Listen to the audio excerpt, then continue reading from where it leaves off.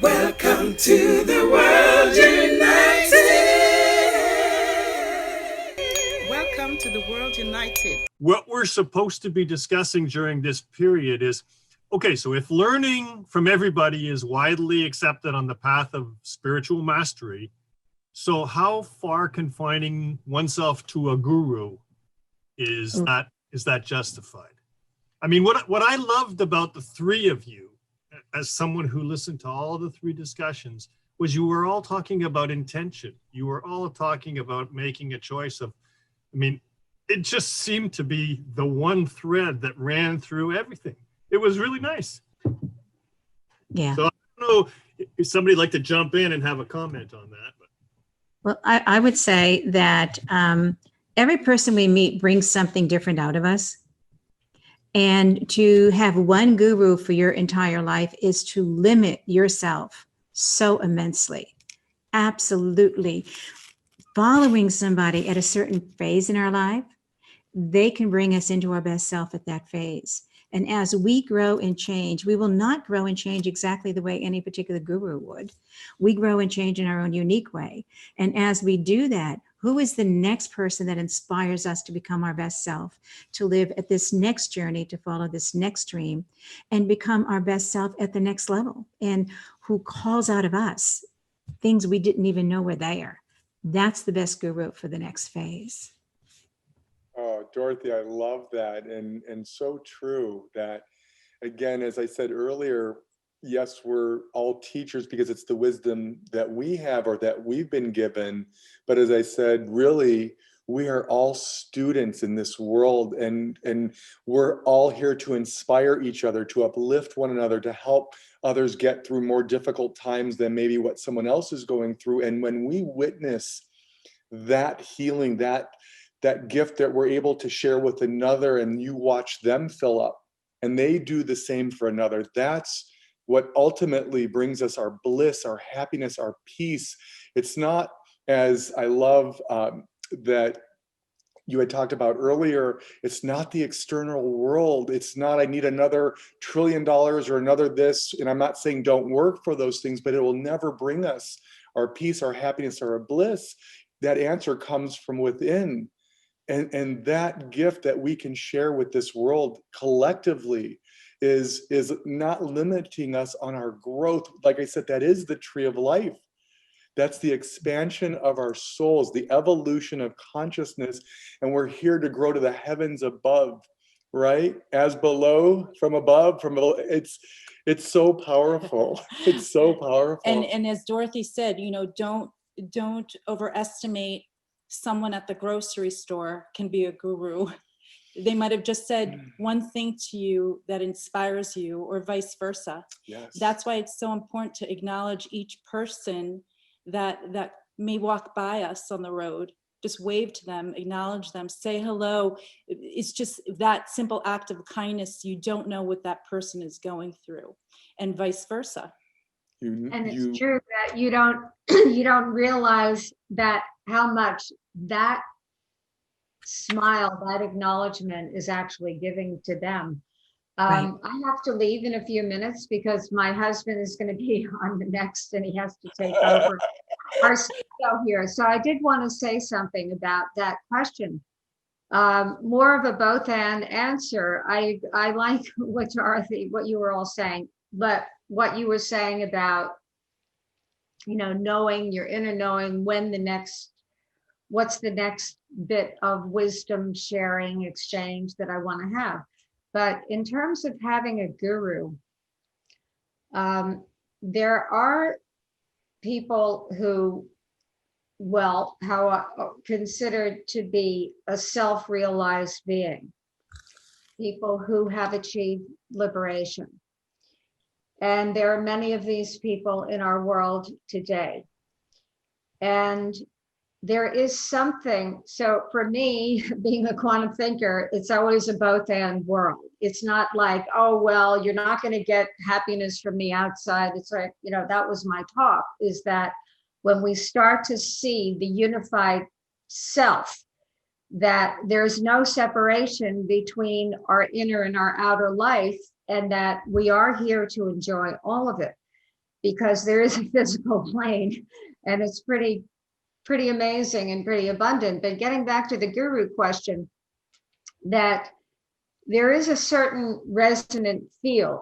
And I think this goes to what you were saying, Dorothy, about knowing, like you feel it, who's my next teacher, or what's my next teaching, or what is my next, I like to think of it as lens on life, that all of a sudden you're looking through this. But there's also the fact of being in the midst of teachers who, and I've been lucky enough, fortunate enough, destiny enough to be in the presence of several of these masters.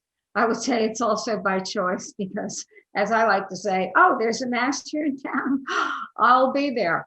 But there is a certain resonant field. And so there are certain practices, and like we all have our own work.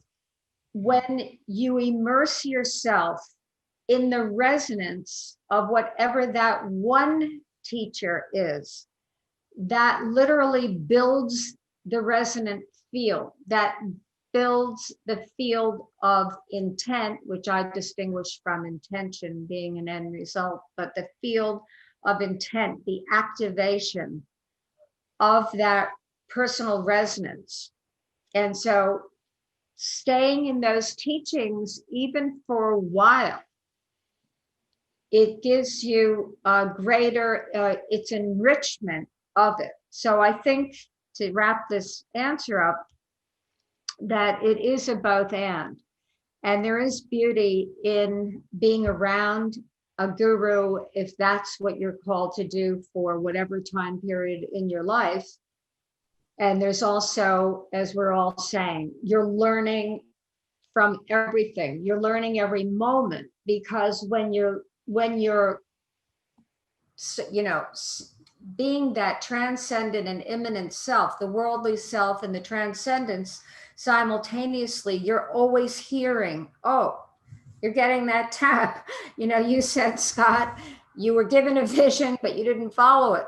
So it's really learning to have that silent tap and following that, because that tap is really from within us. So that's the paradox. It's within us, and it looks like it's outside of us, but there is no outside. There's only distinction and no actual separation. Yes. And I love that. It's as, oh, go ahead. Well, no, it's so true. And that's the part we love too, is the physics behind the intent and the intention. And that's why we say, you're right, we don't overlook anyone, whether a master guru or whether it's a child or someone who's on the street, because it is part of our energy field. Yes. And there's a reason, by chance, no coincidence, that person is there right at that moment. Yes. It is a learning opportunity for both, right? It's a back and forth. And that's why we are teachers, and it goes back and forth. I love that. Let's bring it back to your intention. You guys were all talking about intention, right? Isn't what you're saying is, in the moment, while you're experiencing this relationship with some person, maybe long-term, maybe short-term, you're doing it because you've chosen to. It's not done as an accident. The intention was there, and you're directing your life. That's what I sort of hear you saying. Mike, Good point, Mike. Also, Mike. Also, Mike, what you were saying is you were in the moment. I mean, you mentioned that you were in the moment.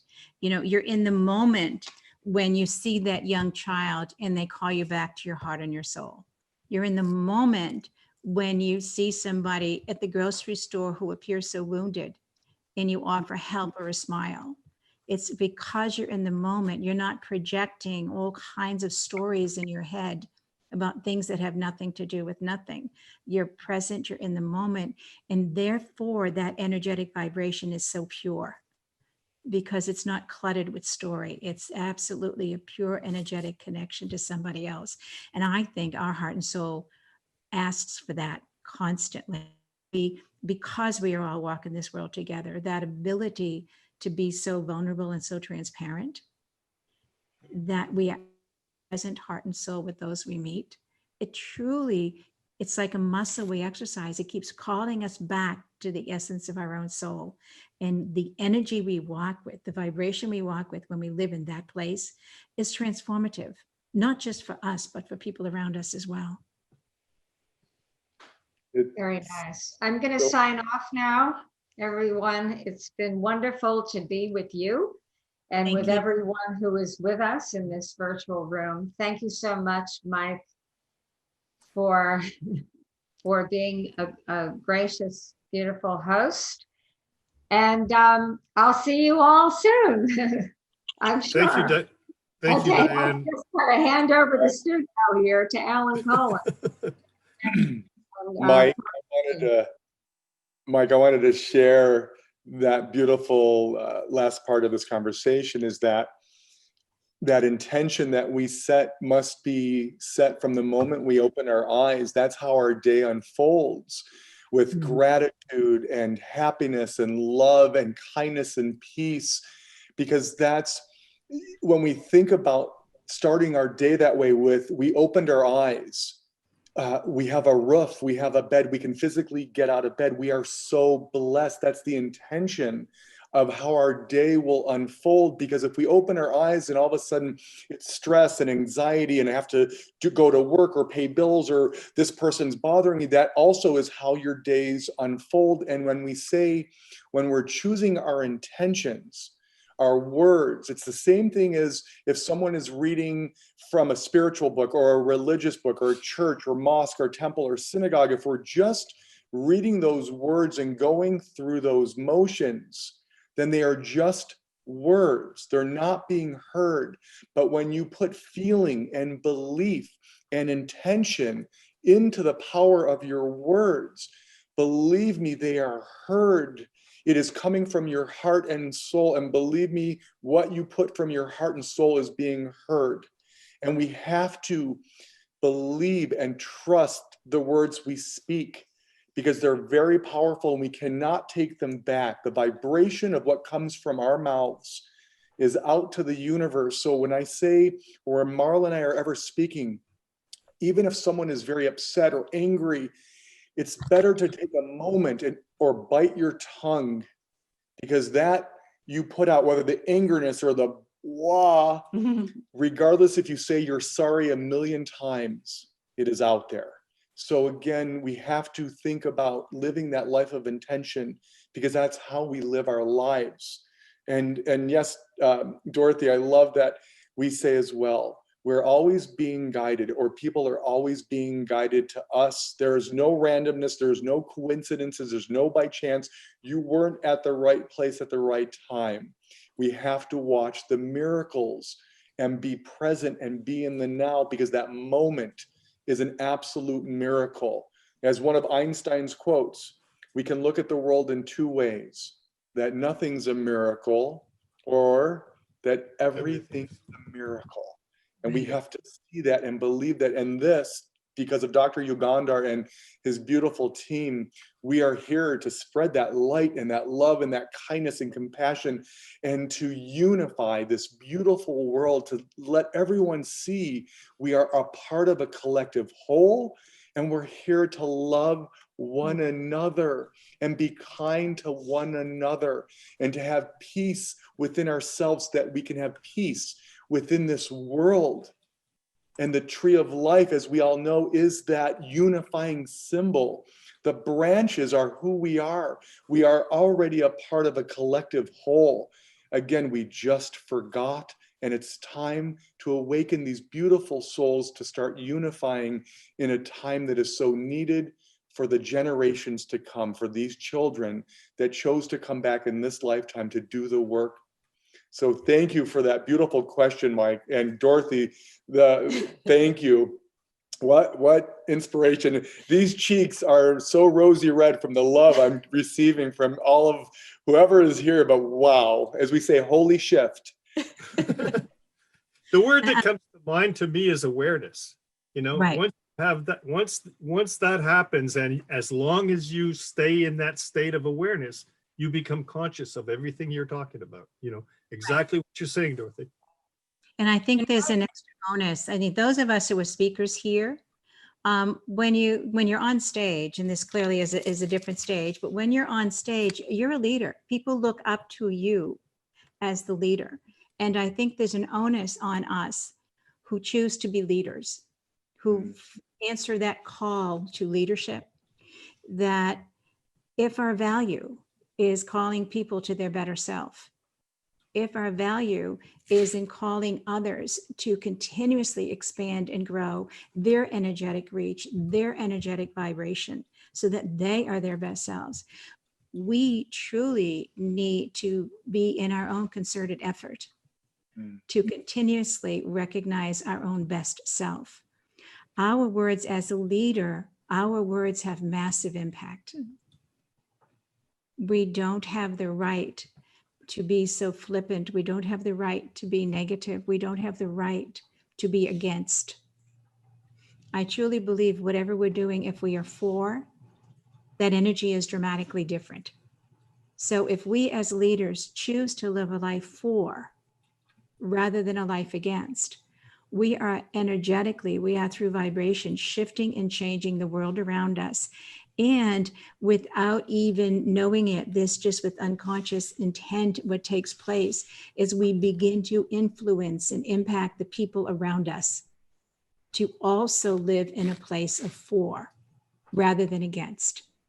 Yes. And transformation takes place when we work for.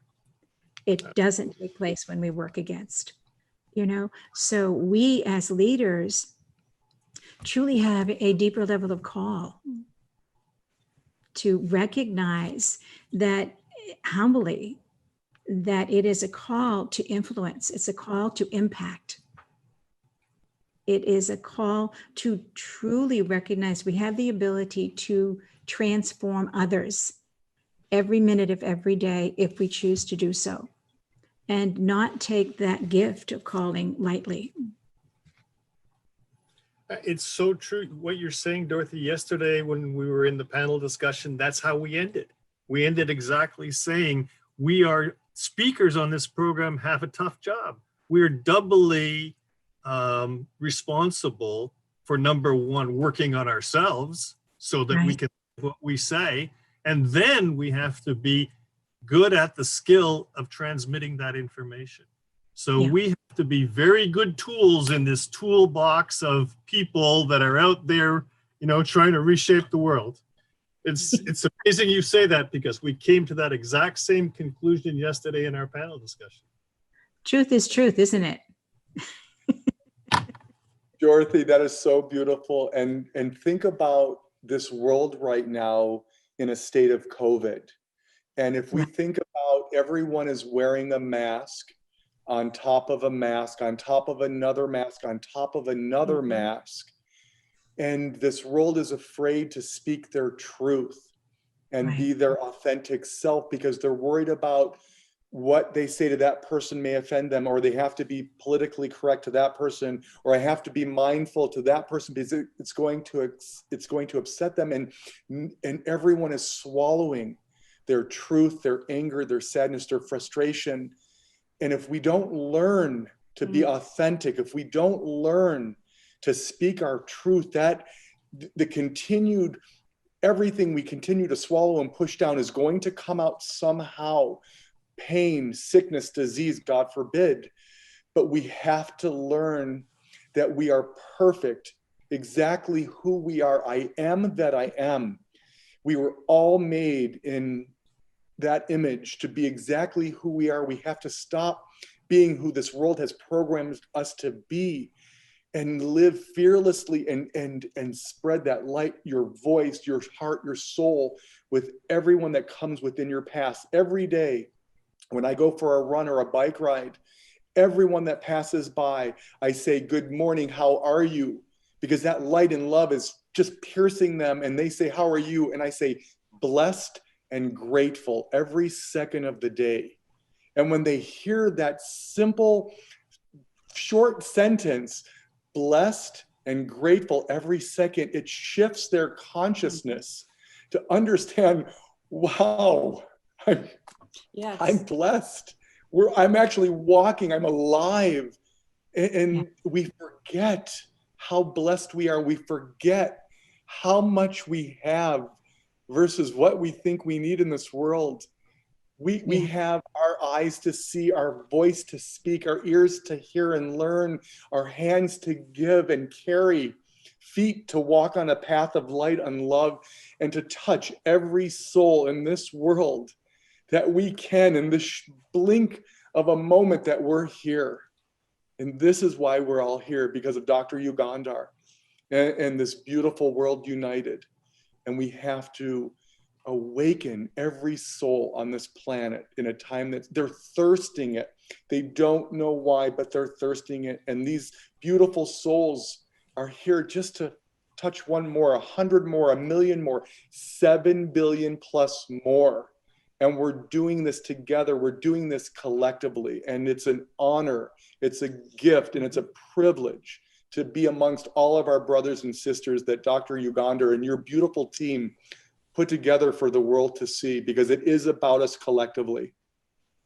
Yeah, and there's a difference. One of the things you said, I was talking with somebody about that yesterday, that no matter who we are, no matter what we say, if we assume a position of leadership, somebody is going to be offended. And Yes. by whatever we say, and if we can accept that somebody will be offended by what I say, but was it my intention to offend? No. And if it is never my intention to, because you could say anything. I could say, I was raised Catholic or I was raised Christian, and someone says, oh, well, that's offensive. Now she's claiming a religion. Well, excuse me, I'm giving you a fact. You can be offended by that. That was never my intent.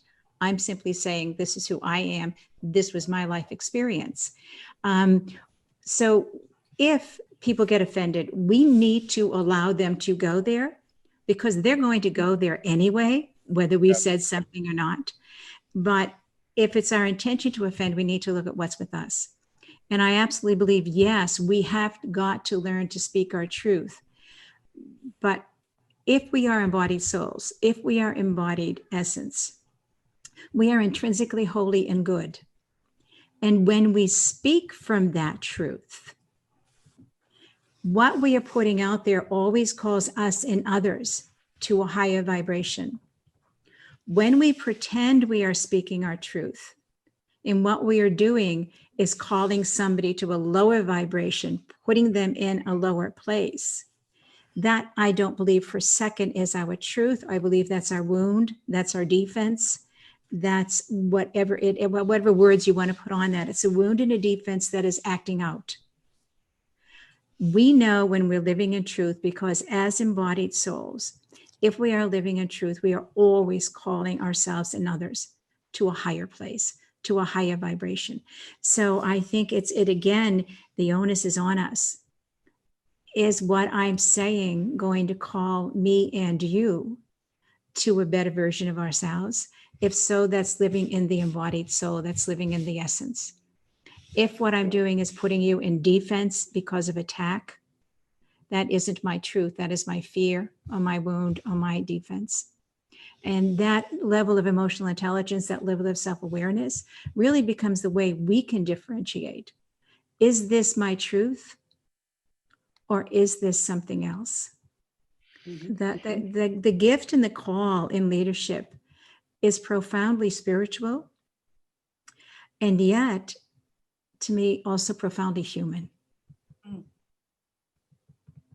I love what you say about when you're talking about the leadership role, which is significant, and people being offended, now bringing the offense into it, because everyone's looking to be offended.